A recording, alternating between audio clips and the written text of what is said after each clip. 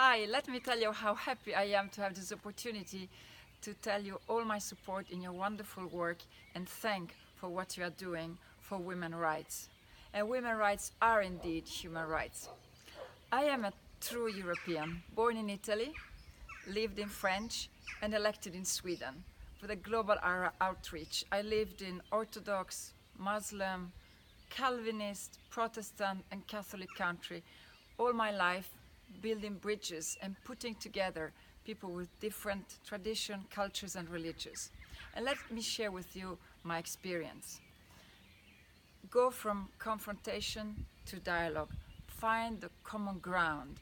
Even if people say the most absurd thing, I have learned that to say this is outrageous or this is unacceptable actually bring us more far apart than together.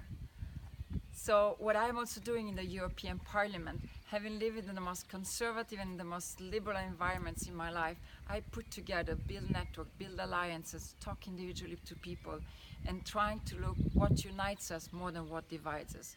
And human rights really unites us. The problem is that it's different interpretation of what it is. So our compass, our basis is the rule of law, the European Convention of Human Rights and the Charter of Human Rights.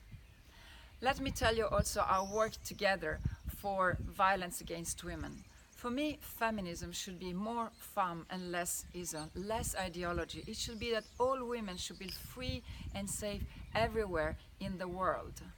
And violence is indeed the best, the most important fight for feminism. There cannot be no equality as long as women are raped, beaten up, harassed, mutilated, forced to marry, children forced to marry early. I hope you agree with me on that. In the European Parliament, we have this week celebrated 1 year of the signature of the accession of the European Union to the Istanbul Convention. It is an important step forward, but it's not enough.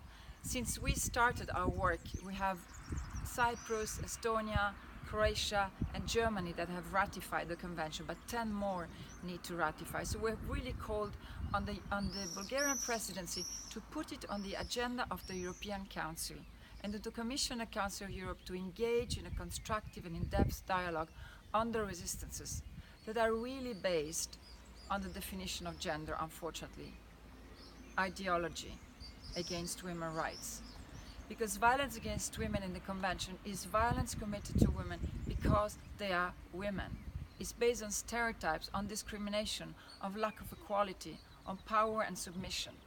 And the Istanbul Convention is important because it's the only international treaty that is legally binding, that gives us concrete instruments and measures to prevent violence, combat impunity, and protect victims. Please, let's together continue to take the debate and support the civil society, support all of those women's rights fighters in Bulgaria, in Slovakia, in Hungary, in Russia, in Ukraine, in other member states to have a debate based on facts. I also would like to tell you that I am very concerned about the shrinking space for civil society, for women organizations. We see that with extremism, nationalism and protectionism growing, it goes hand in hand with sexism and with diminishing women's rights. We live in dangerous times, and I really learned in my 6 years in the wars in the Balkans, where rape was used as an instrument of war, how important it is to stand up for women's rights and violence against women, but also that we cannot give peace for granted. We cannot give anymore the rule of law for granted. We cannot give multilateralism for granted. They are under attack. We see that Putin has actually decriminalized domestic violence. Trump has reinstated the global gag rule and the debate on the Istanbul Convention. So I want and I work, and you will see me on the barricade to see that the European Union is going to lead. A year ago, we were together in the European Parliament, adopted a resolution debating, asking member states and the Commission to put funding to compensate on the global gag rule so that all these programs for sexual and reproductive rights for girls and women in the world could be continued. who expressed his solidarity with a meeting with you, to IPPF in the United States that was under attack for Trump. I was proud of that, and I will continue to do that.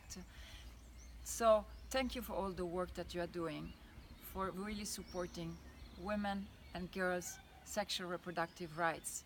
I am with you. Thank you very much. Good luck for your conference.